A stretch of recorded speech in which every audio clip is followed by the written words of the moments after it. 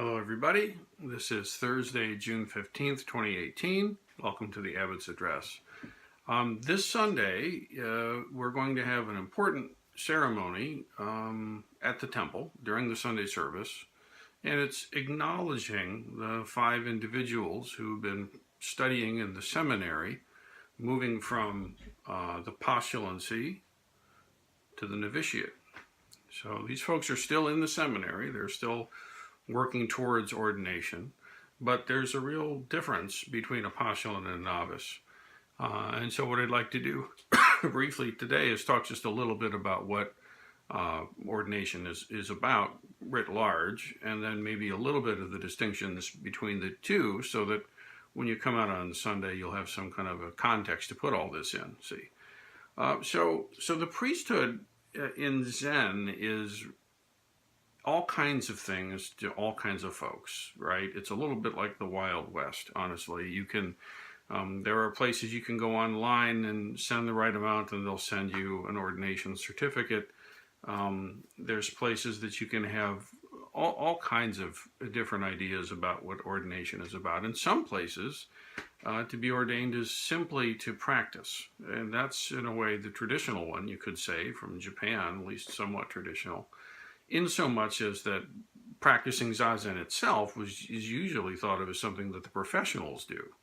The priests or the monastics would be the ones that are actually doing the sitting. It's kind of an anomaly to maybe Japan's eyes that lay folks here in the West are interested in Zazen at all, let alone taking up as honorably as we all are, or as many of us are.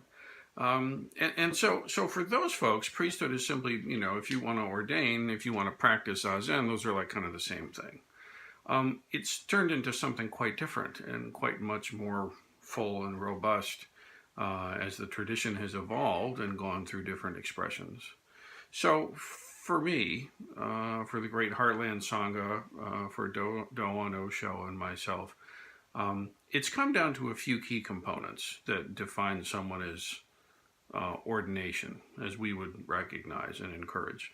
And I've got some notes here I'm going to look at, right? So that one, and this is pretty much a unique contribution of the Western experience, is some pastoral care capacity, some ability to be in a pastoral care role and to serve the Sangha in that way. This is something beyond just being a spiritual friend in the community, a Sangha member. This is someone that has some capacity to actually be there as a spiritual friend in a deeper way, a mentor, someone who can provide a degree of counseling, all within the protections of pastoral realm, but some kind of pastoral counseling type of thing. What that is evolving. There are pastoral education programs, there's texts about it, there's training programs that are available, and all of it critical in some way or other, because when a person becomes a priest in our culture, they're looked at and encountered in a certain way, and we want to be able to meet that really, really well. Not just because that's what people expect, because it makes a lot of sense, honestly. So another aspect of it is liturgical. Okay, the priests are the ones who can officiate at the ceremonies, and there's a lot of ritual and ceremony that happens in the life of the temple, and so a priest is someone who can go up there and officiate and knows how to organize these things and really has custody of liturgical stuff, making sure things are running the way they're supposed to be. They have to have a pretty high degree of academic understanding of the tradition. You have to know what the tradition is, where it comes from, how it's evolved over time, the different streams of intelligence that have informed it, and be able to have,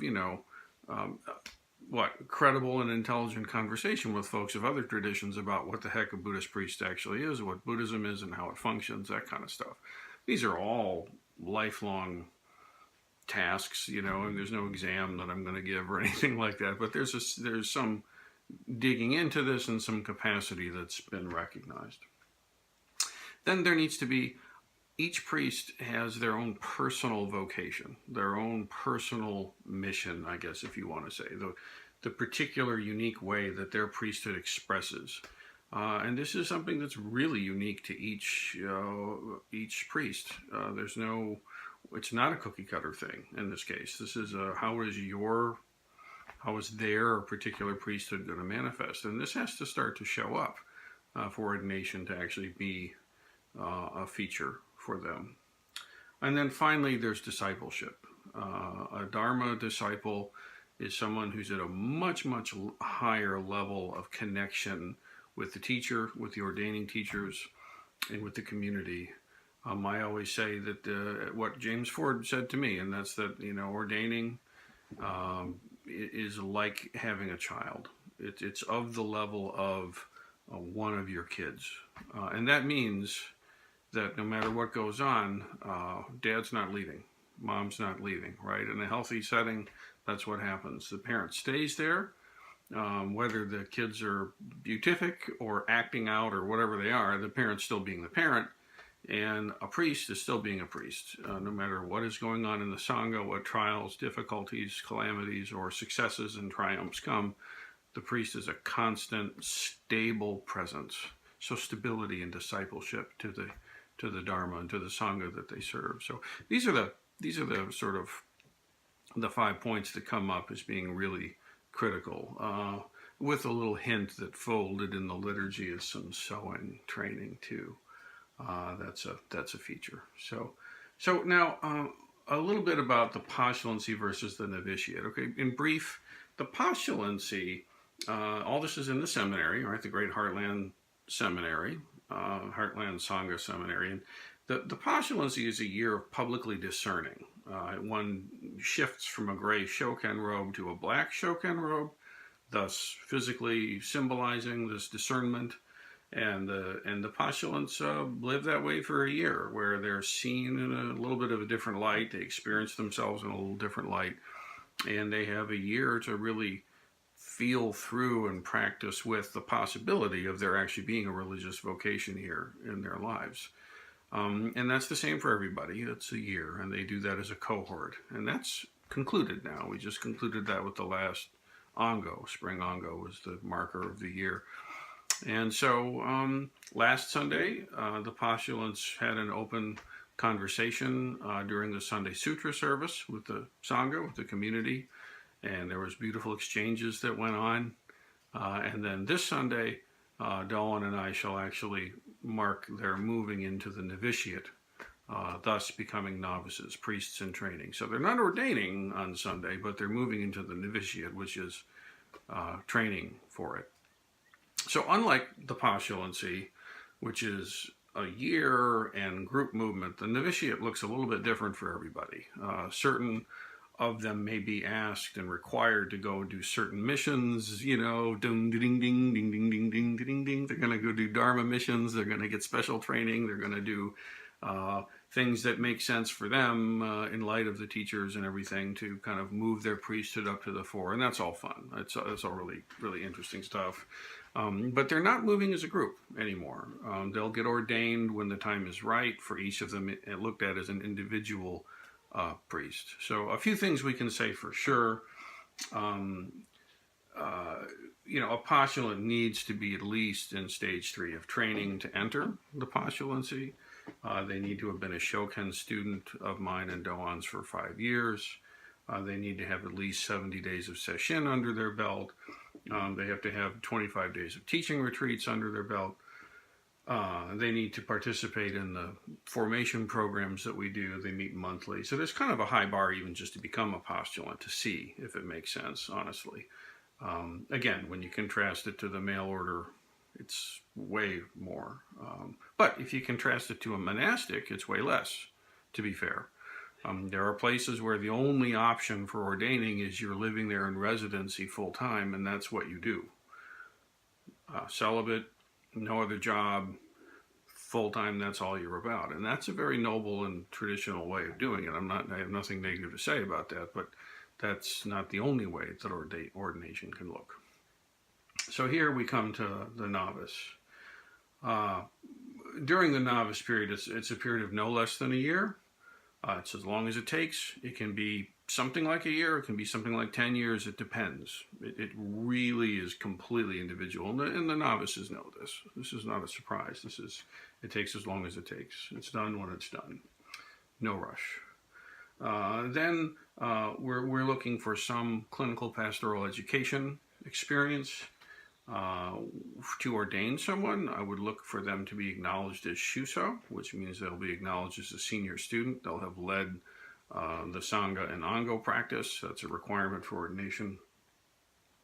They have to have at least 100 days of Sesshin experience, and so on. So again, the bar is pretty up there. But that, in my view, gives the tools for the person that monastic life kind of leans in towards, rather than living on site for 5 years, there's this way. It's modular. We can work it in as we go. But by the time someone actually ordains in the Great Heartland Sangha, you're looking at someone who's got some chops and some mojo and has been really, really well trained. So that's what's happening. So we'll be acknowledging it. There'll be a physical marker of the transition. Rather than wearing a student robe, they'll let those go, and they'll begin wearing koromo, which is the priestly garb. It's the ridiculously long-sleeved black garment that's underneath the rakusu or the okesa. But they will not wear an okesa until they actually ordain. So that's when that hammer drops, then they'll start wearing an okesa when the time is right. So anyway, probably way more information than many people would care about. But this is stuff that I've thought about really deeply and really sincerely. And it's really all of my life's experience and Doan's getting to hear to be able to guide folks along this path. And so it's a great pleasure and honor to do so. And I'm just delighted with all 5 of the postulants, soon to be novices, that the temple has. We can all celebrate and take refuge in their practice and really express gratitude. And let's be there together to celebrate with them as they begin the next journey towards ordination. Okay, thank you, everybody.